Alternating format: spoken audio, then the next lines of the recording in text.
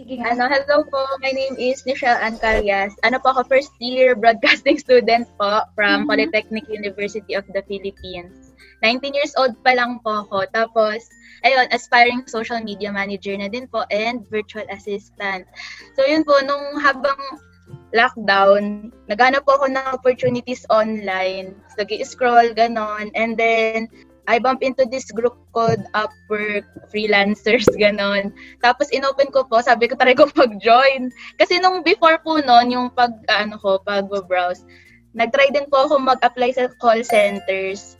Ganon, nung tinawagan po ako, hindi po ako mag-qualify kasi nga po yung sa experience, wala po talaga akong ganon.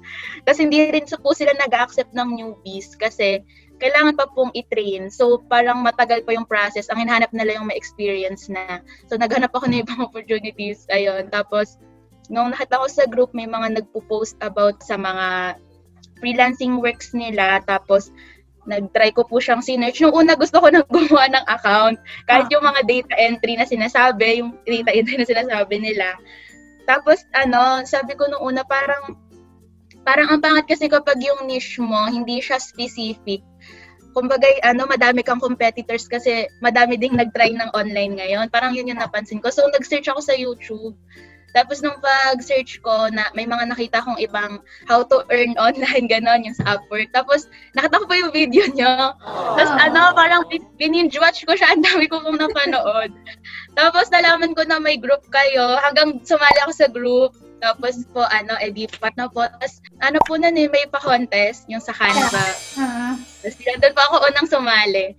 Tapos, ayun po, hanggang sa super interested na din po akong matuto about sa ginagawa nyo. Tapos po sa iba pong mga freelancers. Tapos, ayun po. Instead kasi na magpa-giveaway ako ng kung ano-ano na naman during sa birthday ko, naisip ko na lang kayo, what if magpapa-coaching call ako na lang for free? And I think mas marami pang gustong sumali kasi ang dami kasi nagme-message, nagda-direct message sa akin sa Facebook page din. And they are asking a lot of questions. And most likely, the same lang din naman yung mga questions. And most likely talaga the same yung situation sa'yo. So that's why I also ask you if ever okay lang ba sa'yo if you are going to record this session ngayon kasi alam ko na maraming the same yung situation. Exactly. So, right now, my question is, ano talaga yung gusto mong itanong sa akin or yung gusto mong makuha yung advice ko? Ayun, nag-prepare po ako ng konting question. Sure. So, yung number 1 po is since yung ko po is, yung prospect ko po is yung about po sa social media managing. Since nasabi ko rin po yung sa experiences ko, what should I be doing to improve my career prospects po? Okay, so yeah, by the way guys, we already had a quick chat na with Michelle. Sinend niya sa akin yung hinahandle niya na Facebook page ng client niya ngayon. And then it's about tourist spots, right? Diba? Tourist spot yan. Can you please send it again here so that they can see it? I will share it to them. Okay, so sa nakita ko to, and then sabi din ni Michelle na nung nag-start pa lang daw siya mag-handle sa Facebook page na ito, from 500 na lumaki na siya to 1,000 likes. And that is purely organic, right? Yes, so, ito yung hinahandle ni Michelle na page. Nakita ko, maganda na yung mga pinopost mo dito. Very, very inviting kasi yung mga pumunta na, sinishare mo din. And then you are also I think you are using Canva for this. Oh my God. Yeah, it's so cool. And then, mga nagpo-post na pumunta sa venue or sa tourist spots, sinishare mo din, which is a very nice tactic kasi makikita ng ibang tao, marami parang pumupunta doon, diba? And then, actually, this is already a nice training ground for you para makita mo what works when it comes to social media, especially handling this kind of business, yung parang mga tourist spots. You are promoting the wonderful view ng isang place and mga services nila, right? And now, your question is how you are going to improve when it comes to your social media management service and how you are going to get clients, right? Yes, pa. Okay. So, the first thing na masasabi ko, good job for the first step. Actually, marami kasing nahihirapan na kumuha ng test or beta clients to handle para maging portfolio nila. Now, I want you to, na-check mo ba yung analytics nito? Yes po. So, di ba marami kang makikita doon ng mga data like kung saang location mostly ang nagvi-visit ng page mo, what time sila mostly nag-engage, and then what days sila mostly nag-engage. I want you to take down notes of that. And for your content, i-adjust mo siya sa kung anong peak hours marami nag-engage sa page mo. Do you know how to check the analytics? Ano lang po, parang binubuksan ko lang siya, pero yung parang kapag Reading nag-check talaga ko, the parang data. hindi pa ako familiar about You can check my other videos when it comes to social media analytics so that you can see kung paano mo magamit yung mga data para mas maraming talagang magi-engage pa sa sa page mo na Mahataw Island. You can turn this cover banner to a video. It would also really help kasi pag buksan pa lang nila yung page, it's a very nice video. Makikita mo talaga lahat ng mga views. I think may nakita ako na parang, parang drone. Drone cat, opo. Oo. Maganda yun ilagay dito. If kayo ba nagkuha nun or kinuha lang ng one of your mga visitors? Kinuha lang po ng one of the na pumunta. Yes. But if ever you are getting photos, dapat kailangan na i-message mo sila if okay lang sa kanila na i-share yung mga ganito, yung mga kinuha nila, okay? This is a very good portfolio na to start with. You can send this one to your clients and you can say na you already started working or handling this page na 500 likes lang and now it's already 1,000 likes and pure organic. And then you can send all the analytics report. Ilagay mo siya sa maybe slides or maybe Word para pwede yun masend mo sa client. Yun yung isasend mo sa client. And now, how to get a new client. Diba, ito lang yung beta client mo ngayon? Yes po. It's okay. It's already good. Since wala ka pang your own brand, own online account like Facebook page, wala ka pang, I think you already have an Instagram pero hindi pa talaga siya for business, right? Do you have an Instagram? Yes po. You can turn that one into a business account or you can create one to have a business account for that and create a LinkedIn account. So I already have those kind of videos. Have you watched it or not yet? I have watched it po, kaya nagkaroon na rin po ako ng LinkedIn nung nakaraan lang. I would really highly recommend that you maximize LinkedIn.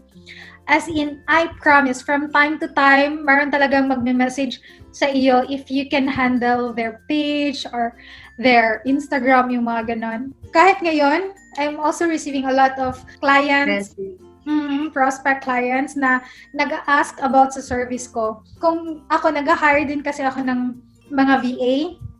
Yes, the first thing talaga na tinitignan ko pag nag-hire ako, especially if it's a VA or a social media manager, ang tinitignan ko talaga is kung meron ba silang LinkedIn at kung meron ba silang Instagram. Ang Instagram ba nila is pang business talaga or Facebook page ba talaga. Kung walang mga ganon, parang nagdadalawang isip ako i-hire. Like really. Mahirap po kasi parang walang background. Parang yes, exactly. When it comes to business online, you will build the business by trust-to-trust basis lang siya eh. So, pag hindi mo makuha yung trust ng client, it would be harder for you to close a deal. So, the more na makikita nila na you are always showing up, meron ka always na mga value bombs or mga information na maaari silang maka-benefit, the more they can likely to trust you and the more they would invest sa service mo. Yun yung main point. First thing na dapat mong gawin, make time to optimize your LinkedIn account, Instagram account, and maybe you can create a Facebook page. Or hindi naman talaga necessary na nandun ka sa lahat ng account. Kung ayaw mo nang sobrang busy, you can focus on LinkedIn. Sa LinkedIn na lang kasi marami talagang sa LinkedIn and then Instagram. Madami dun yung nag-hire po talaga. Yes, halos Tsaka lahat ng mga may kita din na parang yung legitimacy po nung nila, nung mga agency. And the second thing is the pricing. Okay, you cannot just pitch na wala kang sure sa pricing mo. So, wala po. So, kailangan mo talagang malaman kung ano talaga yung pricing mo when it comes to your service.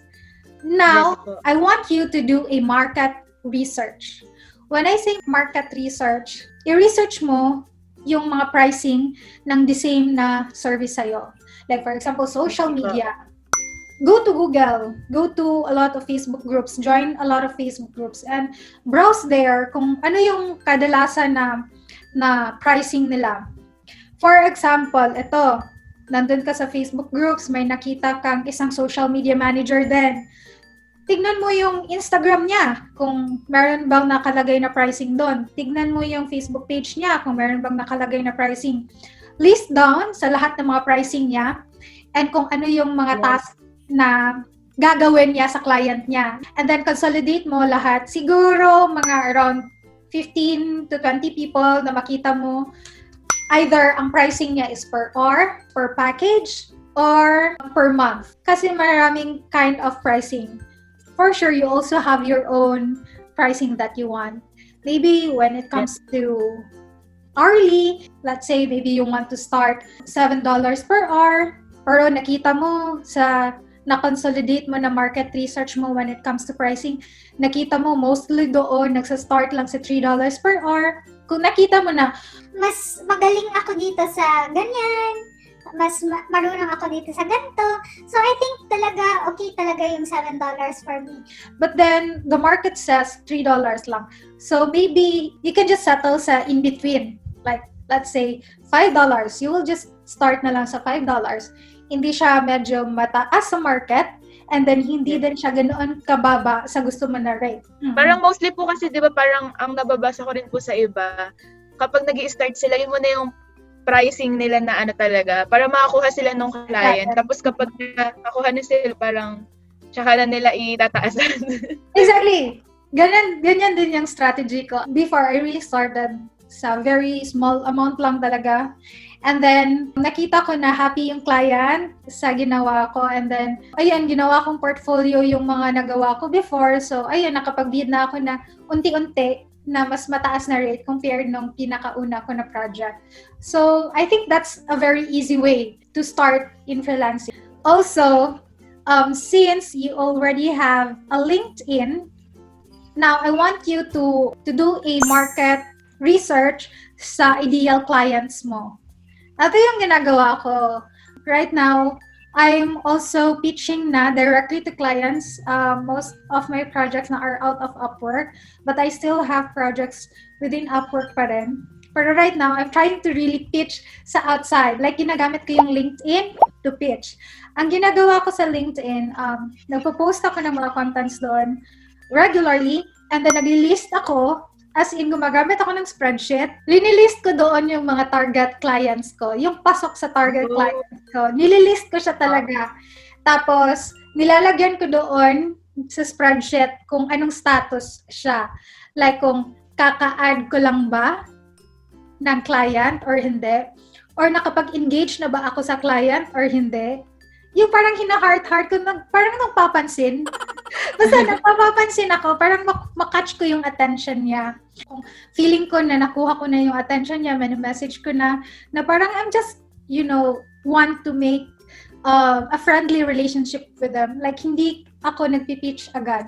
Kapag nakita ko na they will also engage na din sa mga post ko, like, lina-like na din nila yung mga post ko, dyan ako mag-slowly pitch ng service ko. Like, hey, thank you for liking my post. If you have any admin task that can be done by a virtual assistant or social media manager, I have one that I can recommend. Yung mga ganun, yung parang slow process lang talaga. And then the next one, dito na tayo sa discovery call. Pag nag-engage na yung client, magsiset ka na ng discovery call. So again, Michelle, hindi lahat ng mga prospect clients mo is ideal clients pala talaga. Merong mga off pala or hindi mo pala sila matutulungan. So, during the discovery call, dyan mo malalaman kung fitted ba kayo to work together with the client. My suggestion sa discovery call is that wag mong hayaan na si client lang always yung nag-ask ng questions. Yes po. Always ask questions as well. Like, kung anong yung gusto mong malaman sa kanya. Like, ano yung kind of business niya, ano yung principle or mission, goal, Yes. and then ano yung process nila sa business nila, kung meron na ba silang process or what, may branding na ba sila sa company talaga nila or wala pa. Doon mo malalaman kung ano yung isasagot mo sa kanya. Like, don't just always talk, I can do this, I can do that. blah, blah, blah. Nakaka-turn off yan sa client. Swear, mas magugustuhan ka ng client kung mafe-feel niya na you are interested to know more about his or her company and to know more kung saan siya kailangan ng tulong. And then, once you know the thing na kailangan siya ng tulong, dyan ka pa magsasabi na, Oh, okay. So your goal is to really have a lot of sales sa website mo or sa Facebook page mo. And then, this is what I can do for you. yung mga ganon. So, ililist mo na yung mga pwede mong gawin sa kanya para makakuha siya ng sales. Yes po. But, there are things na hindi ka mag-expect na, Oh my God. Ang gusto niya is hindi ko alam gawin. like for example, that client would say, I think I really need a Facebook ads expert para makakuha ng sales sa Facebook page ko. but you are not an expert sa Facebook ads. Maybe kung meron kang idea sa Facebook ads, just basic lang. So what you are going to do if that happens, you will just say na, Yes, I think Facebook ads will really help you boost the sales of your Facebook page. But you know what? I think that is not just the only way. We can do something pa in an organic way na hindi ka necessarily magbabayad. and then, pitch mo na agad yung mga ano mo na, We can do promotions through other Facebook groups, or we can integrate a ManyChat on your Facebook page. Yung mga things na hindi ka necessary na mag-pay, maybe you can consider that. Would you like me to tell me more about that? Or you are already fixed na magkuha talaga ng Facebook ads expert and hindi yung organic way? so pag magsabi siya na, I'm already fixed na talaga na Facebook ad expert yung i-hire ko. then wag mo na lang i-push yung self mo kasi it means na you are not fit together with that client. But, Yes. kung sasabihin niya na, Yes, gusto kong malaman din kung ano yung other ways to make sales without running an ads. then pitch mo agad, sabihin mo agad yung mga pwede mong masabi na mga strategies na makaka-get ng sales. And main point there is, sa discovery call, you just have to be open sa kung ano yung sasabihin ni client. Make sure na alam mo yung ina-applyan mo, may background ka na sa ina-applyan mo para may masagot ka talaga. Dapat alam mo na yung strategy na gusto mong i-pitch. Kasi kung hindi, nga ka din, di ba? But, you know what, hindi naman talaga at the first discovery call, boom, okay na agad kayo, and then na-close mo na agad yung deals. Sometimes it really takes practice. Ako, before, ang ginagawa ko, nag-a-apply talaga ako ng marami. And then, doon ako na-practice sa discovery call. Every time na may meeting ako, doon ako nakakakuha ng strategy. Ganito pa yung sasabihin ko. Every time, ito yung sasabihin ng client. Like, nagiging practice na lang siya. Yung mga Yes, calls, mga meetings, yun, nagiging practice siya. So, that's that. If you land the project, it's good. It's now the execution. Yung ma-achieve mo yung demand ng client, yung goal ng client, yung pre-promise mo na kay client na ma-deliver mo sa business niya. And then don't forget to ask feedback sa client mo kung nagustuhan ba yan yung service, kung ano pa yung gusto niya ma-improve sa performance ng Facebook ads niya or performance mo as a freelancer. Yung mga ganun. Because feedback is really important in whatever aspect. The more na maka-receive ka ng feedback, the more na ma-improve mo yung self mo, yung work mo, yung kahit saan aspect, may improve mo siya. So just be open with a lot of feedbacks, either it's good or bad. So I will just wrap up that Okay, the first thing Okay. you need to do is to make an online presence talaga sa self mo. And then don't forget to build your portfolio. And then the second thing is to make a research sa pricing. And then the third thing, make a list sa mga target clients mo. If you can pitch and okay na siya mag-discovery call kayo together. And then, you should be prepared when magdi-discovery call kayo. Dapat may background ka na sa business niya, ano yung mga social media niya. And then the second is the execution, which is you need to do the work na pernamis mo during the discovery call. And then, the last one is to ask for feedback. So that's that. So that's the wrap up. And then the next question na parang na-remember ko na nag-chat tayo, sabi mo na nawawalan ka na ng motivation to move forward. So the only thing that I can say to this, Nish, is that sometimes you cannot just rely on motivation. Kasi yung motivation is parang like super pumped ka, tapos super down na naman. Super pumped naman, tapos super down. Yung parang ganun lang. Hindi talaga siya steady. Roller coaster. Yeah! Di ba? Mayroon talagang times na, I really want to do this, blah, blah, blah. pero meron ding time na, Gusto ko lang manood ng videos. di ba? Gusto ko lang matulog. So, we can just rely on motivations. What I would say is that, rely on your discipline. So, sa self mo. Have a self-discipline.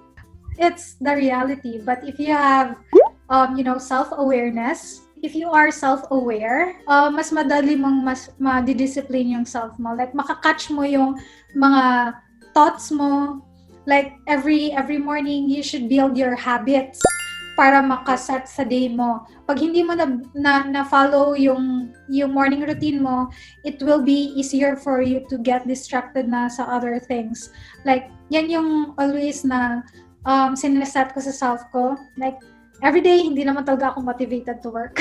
Sa totoo lang. Sometimes, I really don't like to work. Pag sinusunod ko na yung daily routine ko, like, every morning, right when I wake up, before, nakakatch ko yung self ko na Instagram agad. Mga 1 hour ako nag-browse ng Instagram. Right after when I wake up so that's terrible thing. So ngayon, alam ko na ganyan talaga yung gagawin ko. So every morning, pag ginagrab ko na yung cellphone ko, ang ginagawa ko na lang is to open Spotify and play worship na upbeat yung music para hindi na ako makabalik sa tulog. And then from that, it's easier na for me to follow the other routines ko every morning. And then I will just really write top 3 things that would really move the needle of my business. Like, for example, right now, like, work on my 2 clients and have a meeting with you. And then the last one is to have another meeting later tonight. Yeah, that's my 3 things for today. And every night also, I would already list a brief things to do na kailangan kong matapos. Para every morning, may idea na ako na, okay, yan yung gagawin ko tomorrow. Or yan yung gagawin ko for today. So yeah, habits is really a key para mas easier for you to follow yung gagawin mo everyday kahit hindi ka motivated. Mas namomotivate ako pag nag-enjoy ako sa ginagawa ko, di ba? So the more you enjoy what you are doing, the more na mas easier for you to work on it. Parang lesser yung resistance to do it kasi gusto mo siyang gawin eh. So, I hope that helps you. So, do you have any other questions aside from that? Super helpful po as in, which has been more valuable po in your career? Sa tingin niyo po yung sa education niyo po or your experience na mismo? Sa tingin niyo? I think sa experience na. Sa company ko, to be honest, other people may not agree with this, but to be honest lang, sa company ko, I don't care if nakagraduate ka. I don't care if yung parang vocational course lang natapos mo. Yes, I don't care if wala ka talagang natapos, high school lang yung natapos mo, as long as you can really do the work. Kasi meron akong mga nakikita, I have a couple of friends right now na hindi naman talaga sila nakagraduate ng college. Pero mas nakikita ko very successful sila ngayon. I would not also encourage everyone. Huwag ka na lang mag-school kasi hindi naman talaga yan mag-ano. I will still encourage everyone to finish their school because it's really important. At least may degree ka or may natapos ka talaga, right? Pero when it comes to work, hindi talaga siya mag-matter. Even ngayon, while I'm hiring other VAs or social media manager, hindi ko naman ina-ask kung ano yung natapos nila. Mas wala na talaga. Hindi na. Mas ina-ask ko pa kung meron ka bang experience sa working from home or wala. Mas tinatanong ko pa yan. And then you know what? May time pa na mas pinili ko pa yung newbie, yung wala pa talagang alam, kaysa sa experience na. Kasi yung newbie, may nagawa pa siyang portfolio. Yung mga ginagawa niya sa training niya. Kasi ang ano niya is sumasali siya sa mga trainings. Paid or free training, sumasali siya. So may nagawa siyang portfolio ng mga samples of work niya. Compared nung sa experience na like 2 years na siyang may experience online. Pero wala siyang mapakitang portfolio. So ayun, mas pinili ko na lang yung newbie. Kahit walang experience, pero makita ko naman sa niya ginawa niya, sa mga portfolio niya na marunong talaga siya. So ayun. Sa any question? Din po siya na ask kasi parang na-intimidate ako kapag nakakita ko ng mga profile. Di pa ako tapos mag-aral. Tapos parang nakakita ko 4 years experience tapos na. Tapos parang paano yun? Paano ako kapag parang nahuhuli ako sa choices kapag if ever man. So, tama po talaga yung sinabi niyo na kailangan kong i-build talaga yung portfolio, ganon, tapos mag-research para ikaw yung mag-stand out sa client. Exactly. Maniwala ka, hindi talaga yung school at saka hindi din yung experience, as long as the client can see your portfolio, yung mga previous mo nagawa, it's a big deal for them. Next question, if you have. Since you're in this industry po, what's the best thing about your job po na talagang super niyo po? Love na love. So one thing na ito talaga always yung sinasabi ko na kahit hindi masyadong malaki yung sahod, kahit let's say the same office work lang yung sahod ko, pipiliin ko pa rin ang freelancing because of the flexibility sa time. Like right now, actually may kailangan akong tapusin ngayon, but I can move that one kasi may meeting ako ngayon and I can still do whatever I would like to do, diba? Yes. The flexibility of time is a good thing talaga for me. So sabi pa nga ng yung friends ko na hindi online. So, there's a vacant position daw sa office and malaki daw yung sahod. Malaki na daw yung starting rate. So baka gusto ko daw doon. Opo. Sabi ko na okay, nung nalaman ko yung sahod talaga ng starting rate, mas lower siya sa currently na ina-earn ko ngayon. Tapos kahit pa siguro mas mataas siya sa ina-earn ko ngayon, hindi ko pa rin yun siya i-choose. Kasi 8 hours talaga siya every day. Compared tapos sa ngayon, biyahe din, di ba? So, yeah, mas gusto ko talaga yung setup ng freelancing kasi very flexible lang siya and yeah, hindi na kailangan umalis. And mas lesser kasi yung expense pag nasa bahay ka lang compared sa lalabas ka.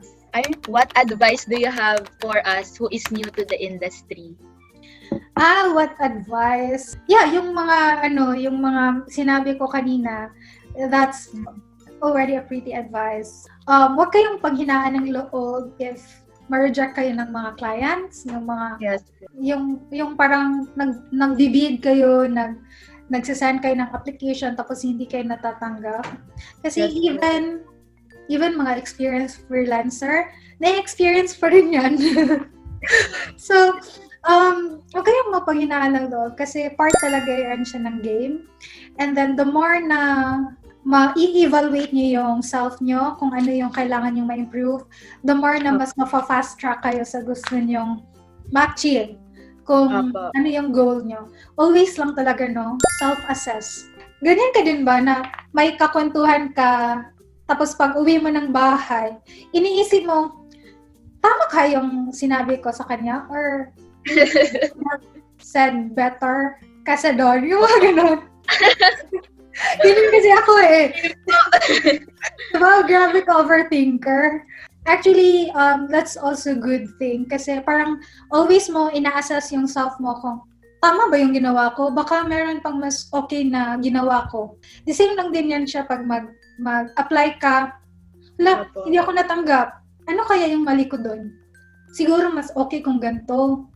And huwag kang matakot mag-explore ng new things or mag-try ng other strategies kasi ganyan lang talaga. Trial and error.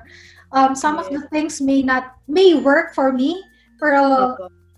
may work for me, pero sa'yo hindi mag-work.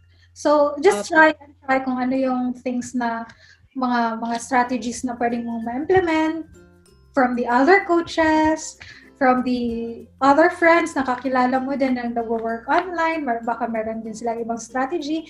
Maybe you can try that as well. And in the long run, masasabi mo talaga, ito pala yung mas mag-work sa akin.